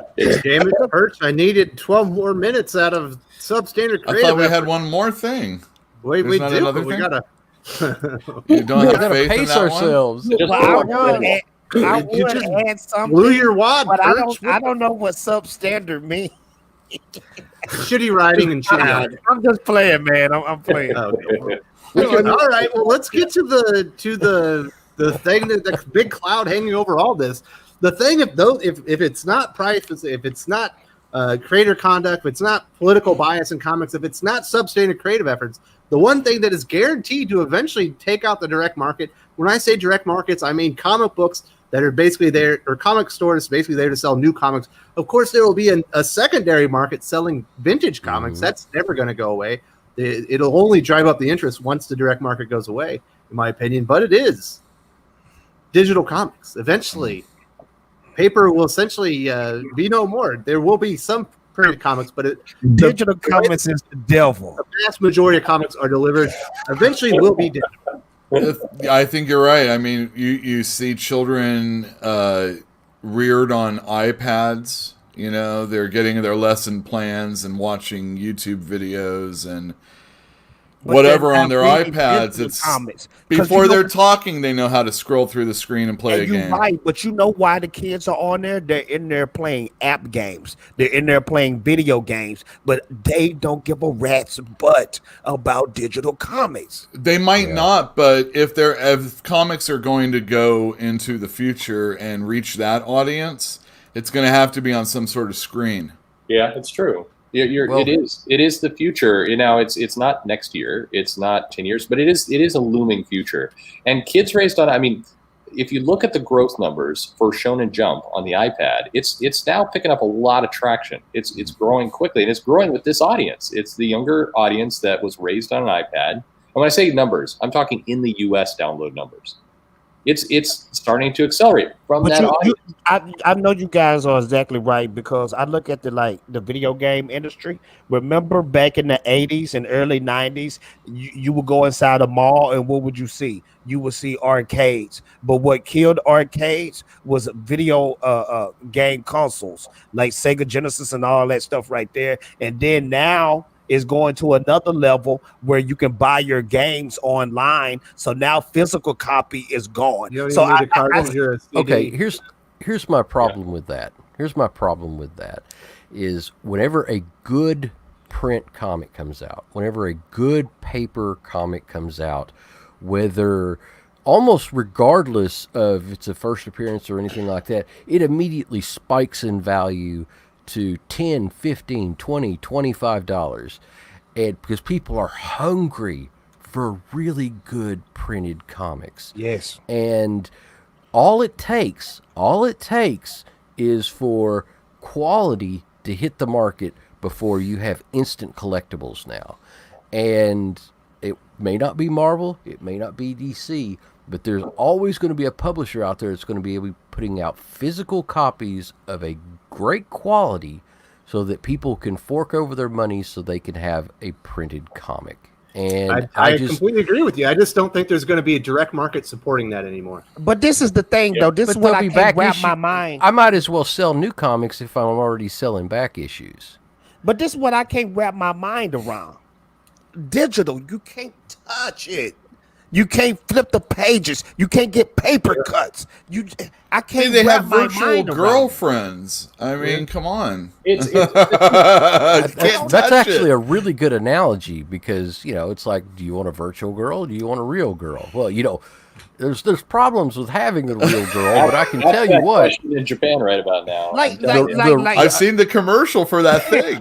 But there's But look, I can understand everything. but the real you guys girl say. is a lot better. I just want everybody to know this. The real comic is exactly. better. Yeah. I understand everything you guys saying. I know everything, even movies. The movie theaters are pretty much done and it's going to streaming. But just comics are different to me. It's to me it defeats the purpose. It's almost like you're cheating if you go to because digital you grew comic up route. on Rob Liefeld dollar comics from the dollar store. You're not the kid that's being raised on comic That's books true. on a tablet. That's true. I give you that, Wes. That's right. Different generations. Well, The market is different. But these things are all true. I mean, just because they're weird, they one, collectability does go away, gets shot in the head in this world. Absolutely. In theory, digital will help because what digital replaces it by is accessibility. So for this new audience being able to get the comic instantly and in their hands and all that, that's a benefit that a younger audience might trade for collectability. I don't know, but they might. It doesn't really matter because I can just guess at it. The key here is when this will tip is when tablets are ubiquitous and everybody can have one and it can be in people's hands. Until that happens, we're still going to print books. So we're talking about something 10, 20, 30 years in the future. It is coming. It's not coming in the next 5 years. What comic publishers should do right now, if they're smart, is figure out their digital strategy so they don't look like complete idiots or have some new tiny publisher come in and disrupt everything. Because nobody is handling, on the U.S. side, digital very well. They're all just treating it like an extra revenue source. It's failing. As far as I can tell here, I'm looking at the device sales right now. Phone sales, of course, are through the roof, and you've got phones now that have 7-inch screens and stuff. That's still too small to really enjoy a comic. I've tried. What about a comic made really, for a 7-inch screen? But Exactly. yeah, but it's still in not. Japan. I like having all the panels in one place and stuff. And if you want to have one panel at a time, that's fine. Well, But if you're designing the actual page for a 7-inch screen, that's the point. So if you're it's going to look like ass. Which is what manga did, and it was extremely successful for them. but Gosh. You know, the one thing that's good about digital is when you're reading the story, if you don't accidentally flip to the page where you get the spoiled, the reveal. the problem I hate to say that, but that's a thing that's happened many a time in my life. Absolutely. I opened the comic book backwards. I saw it.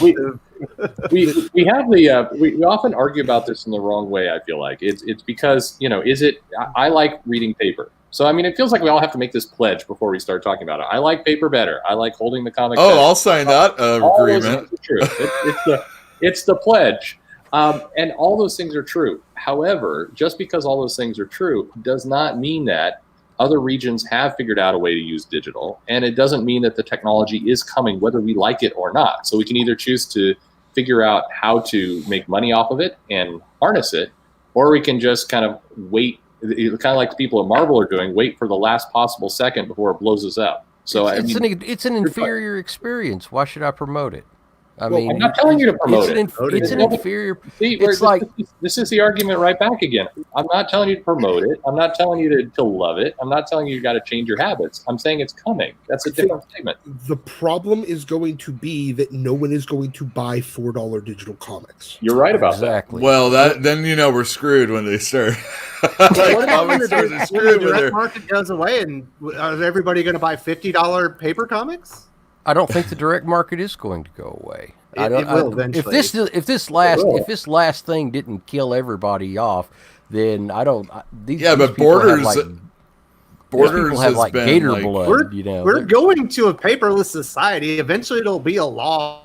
They were saying a paperless back in the 80s. Physical books have doubled in volume moved. They've added 20% in volume moved over the last We're still 10 moving years. to a paperless society. But the problem is They're that printing more I don't think physical so. books. It's coming. It's coming. I'm sorry. It is. I'm sorry to say this, but these things behind me, you can get them illegally right now. Everything behind me, and the thing is that once they're legal and it's just made available cheap. I personally like this stuff behind me, but I also battle with myself that this is just waste, I could sell and make money off of it and get rid of it and be happy about that aspect, but it's still out there and I'm still partially responsible for it. So there's a lot of people that are going to be like, I don't like paper, I want to write on paper. Do you guys think it's going to ever come to a point where it will be no more physical copy? No, I think there will be a small. Not during our there won't be a direct market anymore for it. It's like vinyl. It's like that's the equivalent. There will still be very, very niche collector stuff being put out, but it will be like vinyl. It'll be purely into a hobbyist kind of world. But that's a lot. But to be clear, that's not coming in 2000. And vinyl right now is outselling CDs. It's in the future. Yeah, because no one listens to CDs. They're irrelevant. That's right. Yeah, exactly. Because they're digital. I'll tell you what. Music is done digital. There are shops out there that sell digital albums. I've seen it myself. It's stupid looking. It's got a little card in there that you can have a code that you can, it's absolutely ridiculous.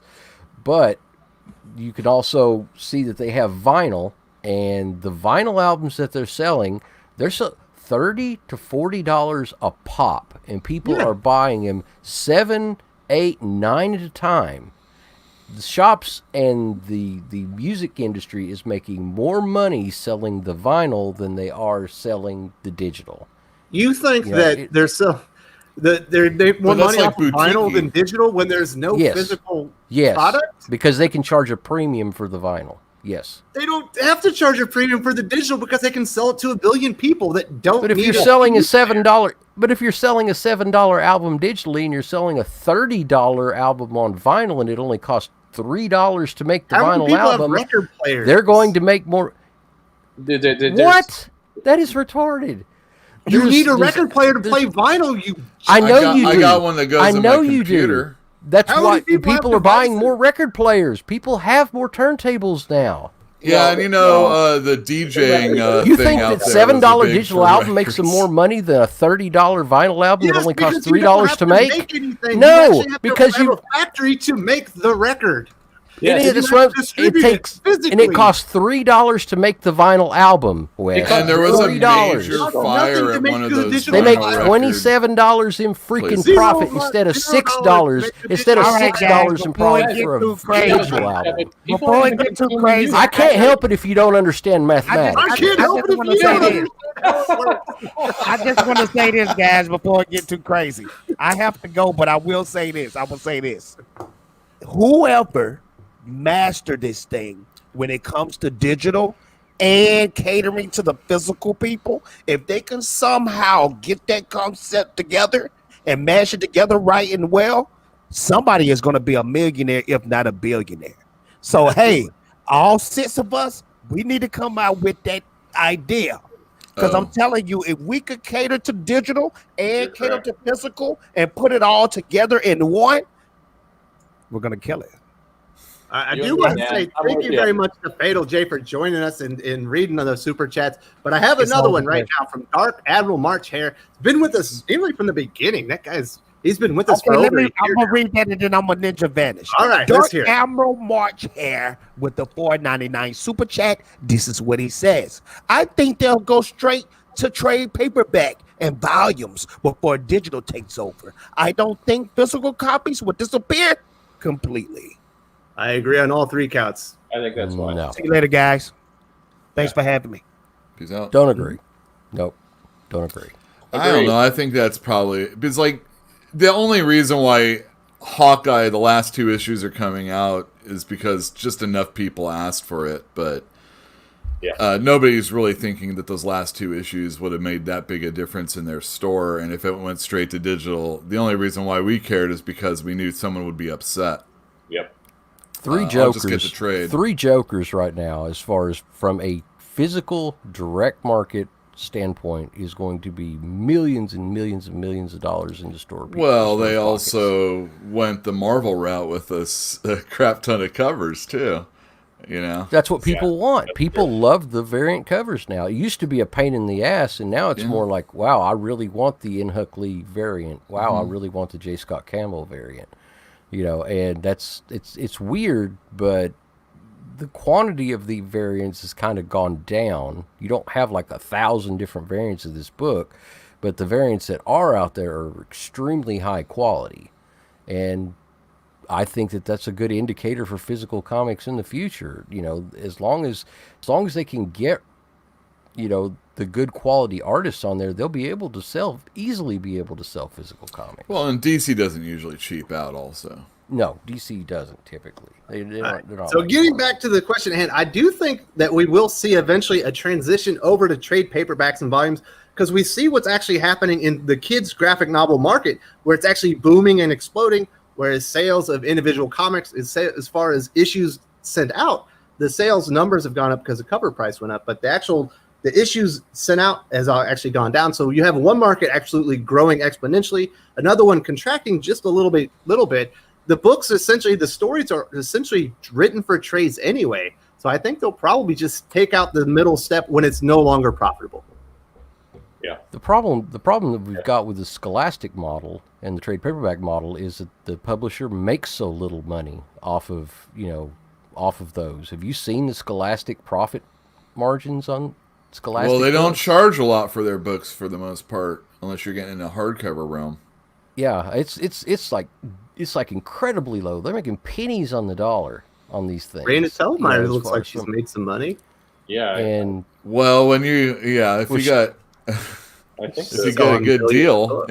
yeah. Scholastic's entire business model is based on putting 90% at a tiny margin and 10% that's going to blow the roof off. That's the model they've tried to establish, and that's worked extremely successful with them on Telgemeier and Pilkey and a couple of the others. That's what they've done. And for that market, it also makes sense. They're selling to a market that needs that lower price point. That, you know, you're talking about kids, and Scholastic's whole value to parents is don't buy one book, buy 50. I mean, that's the game. When you look at this thing, it's like check off as many as you possibly can. So they're keeping the price low for that version, and they're just counting on the big books to carry the whole model. That's how they're built. I do think that what we will end up seeing happen is that 80%, like 70% of the market will go completely to digital. You know, all the fluff stuff, all the little, you know, pet projects and stuff like that, and all the woke stuff and everything like that will go to digital comics for individual, you know, for smaller groups to enjoy and read, and, you know, they don't have to make a lot of money off of it. But we'll see that top 30%, your Amazing Spider-Man, your X-Men, your Uncanny X-Men, your, you know, the Halo books still be published. They'll still be published as floppies, and they'll still, you know, make their money off of those because there is incredible demand for, you know, well-written, well-made printed floppy comics. No one's disagreeing with that point for certain. I do want to say thank you very much to Dark Admiral March Hare for the $4.99 super chat. We do have a $10 super chat from Kenneth Dowling. This has been on the panel before. The studios making comic book movies could advertise to moviegoers to comic book to go buy the books. An Iron Man movie is out, and go buy latest issue. Absolutely, the advertising, the promotion of comic books, even when you have a big comic book like The Three Jokers, you're not going to really see an advertisement, you know, during an issue of, or an episode of Gotham, which is going to be seen by millions of people. You know, it's kind of kept in house. They kind of only advertise it really to the already existing customer base, and that's why, you know, it's shrinking. That's ridiculous too. It's one hand doesn't know what the other one's doing. It's absolutely absurd. Well, yeah, it's like, well, you know, you guys are making comic books over there, but we're making them stars over here. You know, that type of thing, maybe. You know, it's like, what did you guys really do other than, you know, create, write, draw the stories for, you know, 10, 20, 30 years? We're going to make it important. One of the interesting things that happened last week was the guy came in and he was, I don't know much about comics. And he's like looking at Mike, my manager. He's like, I don't really know much about comics, but I keep hearing this guy's name is this Donnie Cates. He's supposed to be pretty awesome. Could you show me the stuff that he's making? Because I'd really love to read some good comics. and I'm like, well, you know, Glad the word got out. Show him. You know, we can work that out. And he left with like half a short box of recent Donnie Cates stuff. Nice. You know, and is like, that's pretty fantastic. You know, and to be ready for King in Black. Yeah, we talk. Oh yeah, he's ready. He's gonna be all on board on that. So. That's good. You hope more people come in that they heard the word that there's a hot writer out there that's got some good stories, and maybe their favorite character who has been written well lately is finally getting the shine and getting better stories. Yeah. I mean, I don't understand why the publishers, as part of their, you know, the release for the movies, put the comic shop locator on the end. Right before the post-credit stinger that everybody sits there and waits for now. Why they? It would be nice if they published, like, they printed like a little coupon, that, you know, buy one get one free comic if you go to the local store on the back of your ticket. You actually have to go there. Well, we would do stuff like that. See, that it's pretty much on the comic store. You don't get a lot of help from the companies that are putting out the comics, or the companies putting out the movies. But if you have an association with the movie theater next door to you, maybe you could, or not too far away from you, you know, you could maybe stand out at, you know, opening night, give out a free comic that you still have left over. Or maybe just, you know, a Captain Marvel comic you have left over. I usually put my store sticker on it, you know, and let people know, give them a little flyer. As far as marketing from a shop owner's perspective, one of the things that really, really helps is if you've got a new, you know, Black Panther or whatever movie coming out, is to load yourself up on the True Believers and, you know, whatever you can get on hand of that particular character and put it on your sign.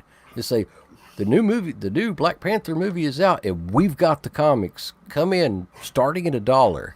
You know, but also putting when they sell the TV broadcast rights to these movies, how many you can flip on like USA, FX, TNT, TBS almost any weekend and see one of these Marvel movies or one of these DC movies, and all they have to do is make it as part of the licensing for the broadcast rights that they'll show once or twice during the broadcast, a 10-second or 15-second commercial for the comic shop locator.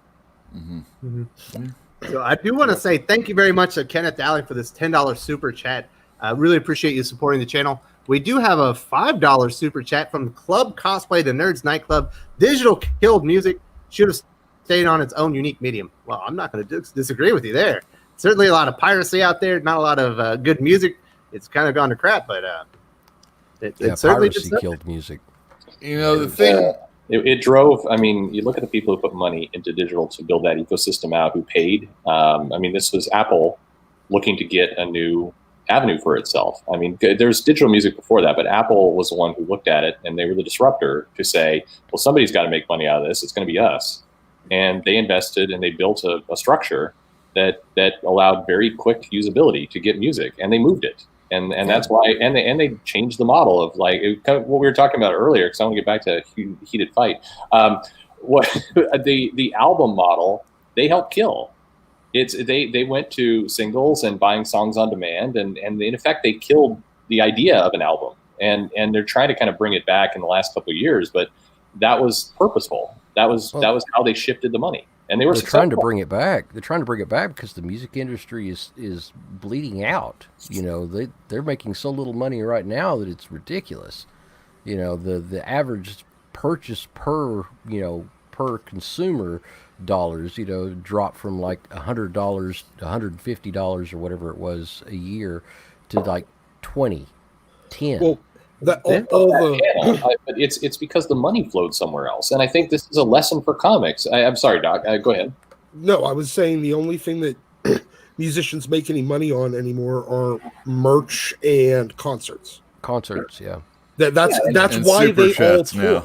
And deals with new media and these other places. That's where the money flowed. Now you can argue that was a reaction to what Apple did, is changing the music market. You can argue it was a reaction to piracy. There's a lot of reasons why we got here, but it was the market was moving, and you see a handful of people who figured that out and are making a lot of money off of it, and very, very successful off of it, and another handful of people who are making a lot less. And I think comics is facing the same inflection point, not today, but in the next 10 years, absolutely. There's going to be a moment where the dollars are going to go in a different place. It's been our entire conversation in a lot of ways today. The business and the market is changing, and there will be some people who are going to write it down, and there's going to be others who are going to figure out where the money is, and they're going to go there, and they're going to be the new kingmakers. I will say I do not think that's going to be Marvel or DC that's leading that charge. I think they're going to be consumers and takers of this. Well, yeah, you talk about the dollars flowing into the place. I'm seeing it firsthand in the back issue and vintage market, as values are like skyrocketing for inexplicable reasons, 20, 30, 50%, 100% increases in values on certain key vintage issues, over the last 6 months. And everybody's scratching their heads and trying to figure what's going on.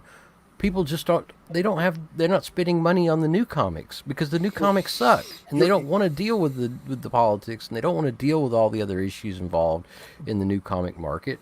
And if they want to read a comic, if there is something special that comes out they want to read, they can just go download it. They can go download it for free. What's the point of doing that? And they can put the money towards buying the Amazing Spider-Man 121 and 122 they've always wanted. Well, I think you're looking at it from a little too narrow of a perspective there, Pele. You need to expand where the money's flowing, not just within the existing comic book buyer market, but to the whole entirety of pop culture spending. And a lot of that money has shifted out of, as comics have gotten more expensive, it shifted out of comics into video games and streaming. streaming, mobile gaming, other entertainment dollars that are much more honestly cost effective. You get much more bang for your buck with most of the other options out there these days. I mean, Other video than games. Shonen Jump.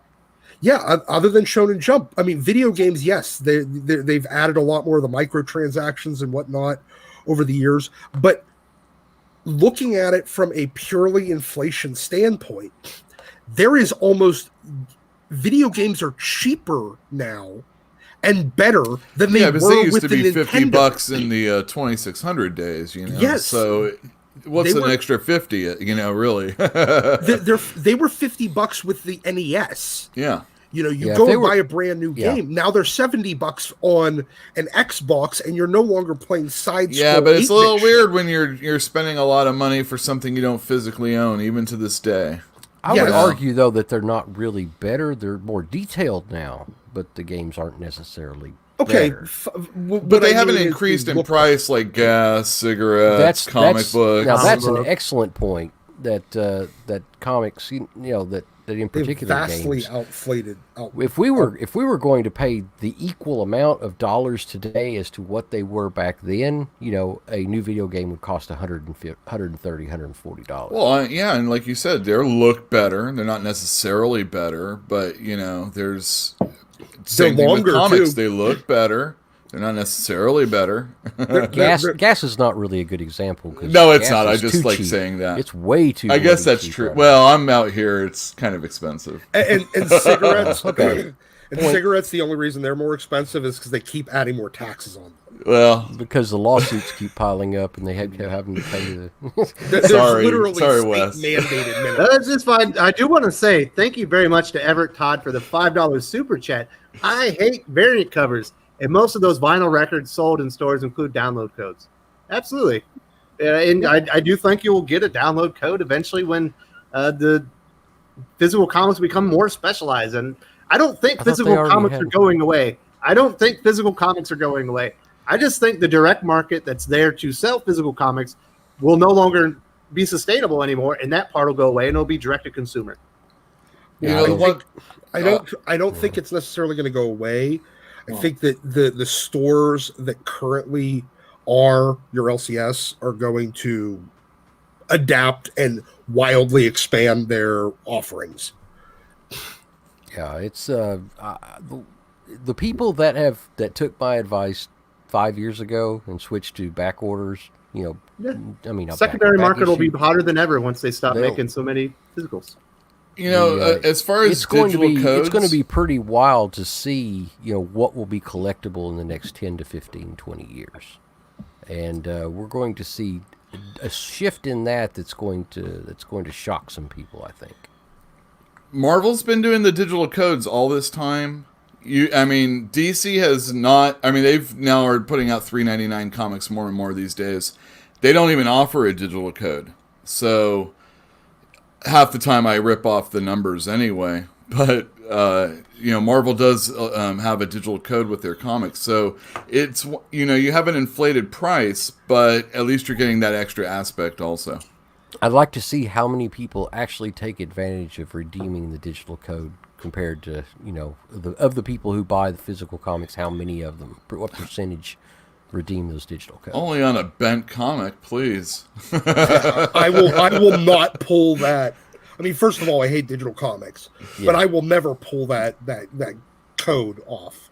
Yeah. Marvel published the numbers, or they did it once and only once. They were about 30% that were redeeming. That was where it was hovering. Yeah, I'd like to see where it is now. I doubt After it. the shine has kind of come off and it's gotten more ubiquitous. But I do want to say thank you very much to Club Cosplay, the Nerds Nightclub, for the $5 super chat. Lover of variant covers, and I spend more at my shops. Thrilled to Comic-Con. Yeah, that's why I think, like I said, the secondary market's not going away. That's only going to grow, as time goes on. Those things are going to become more and more collectible, and I think it'll be dope. It'll be fun. You're going out there and try and find physical copies as the the supply dwindles over time. Yeah. There you go. Oh. All right, so let's go back. What were we talking? We were talking about digital comics. And will this be the ultimate demise of the direct market? I think it will be. I think we're decades away from that actually happening, but it certainly feels like it's the future of everything. Everything's going digital. There will be some holdouts. I imagine you'll be holding out with your physical comics forever. Yeah, of course. I just found a comic they only printed 1,500 of, and I'm like, that's awesome. And George Perez did the artwork in it, and I had no idea that even existed until the other day. So yeah, physical comics or books. I've always been, in that written word type of entertainment. I love art, and I just can't ever let that go. But I mean, I can see the people. It's just like humans and mutants. They're out there, those mutants. They like those digital comics, and they're gonna kill us off eventually. They are mutants. I remember when my grandma went to the Polaroid shop and she bought like all the Polaroid film they had left because she heard that they were going to be shutting down, and she just couldn't be without her Polaroid camera. And now Polaroid's making about 3 or 4 times more than they were during their boom as that stuff comes back. That's the thing we always have to remember is that a lot of times, like with vinyl, like with Polaroid, like with that does tend to come back around. Once people realize that people still use Polaroid really pictures? all it's meant to be. Yeah. Oh, There's Polaroid. So awful. They started producing these little kind of vanity cameras that they'd sell for, and really marketed toward kids, but also Instagrammers. They would have the picture that would come out in the right format, and they'd have filters and other things. It had a holiday rush at one point. It's not the same as what it was back in the day, but they got another secondary boost out of it. Absolutely. I went out with a stripper that had one of them one time. Oh, yeah. There you go, buddy. It's maximizing. It's a nostalgia purchase. Unfortunately, it's not sustainable. I mean, they're nowhere where they were 2 years. 2 years ago is where the peak hit, and my 7-year-old was really excited to get one, and so was my grandma, dude. Yeah, I was gonna say earlier in the show, the sock hop isn't coming back, and if it does, it's only for a week. Okay. There you go. And seriously, it's like you look back in the past, and it could be anything. That's what Dirty Dancing's all about.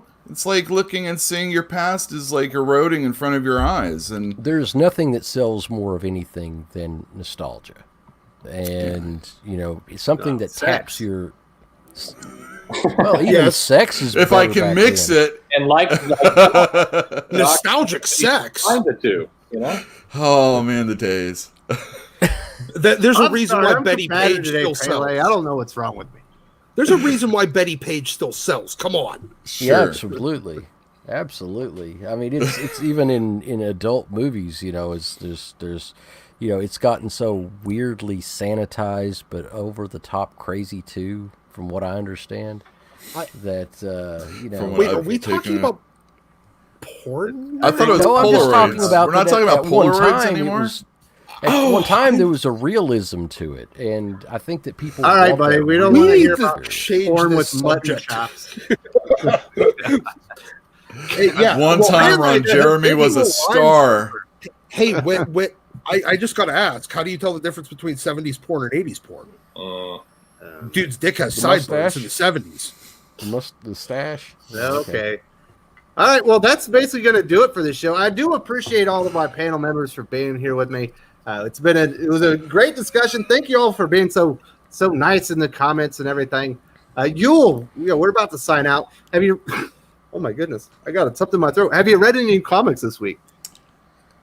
Have I read new comics this week? No. Can you give us a recommendation? Do you have a comic book recommendation for the viewers? Yeah, I read Spider-Man. Amazing Spider-Man's actually been pretty good. I know Nick Spencer's not loved by everybody, but overall, he's been doing a really good job. And Mark Bagley does the artwork on the issue this week, so I know a lot of people like him.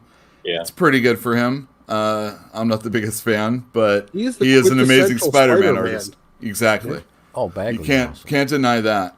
And buy a back issue. It helps your comic store more than you can imagine. Absolutely. And if you enjoy the verbal stylings of Yule Carter, head on over to his YouTube channel, Fantastic Comics. Give him a sub. He does live chats there. He does talk about comic books and stuff like this. Nothing quite so off the rails as what you get here, but it's much better content. Not at all. All right, so Dragon Lord 1125 with the 5,000. I'm going to say it's one super chat. Characters hardly improve, inconsistent timelines, rise of wokeness, too many reboots, stories with no goal or end, manga and webtoon. So I'm going to say those are. What do you think is going to basically bring down the comic book industry? And I think we actually covered most of those during the video. So it sounds like we're on the same wavelength. Thank you so much for supporting the channel, Dragon Lord 1125. We also have another super chat from Kenneth Dowling, $20. He is a hero, man.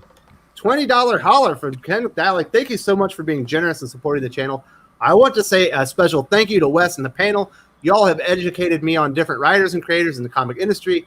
It's just, it isn't just about artwork. Have a great weekend.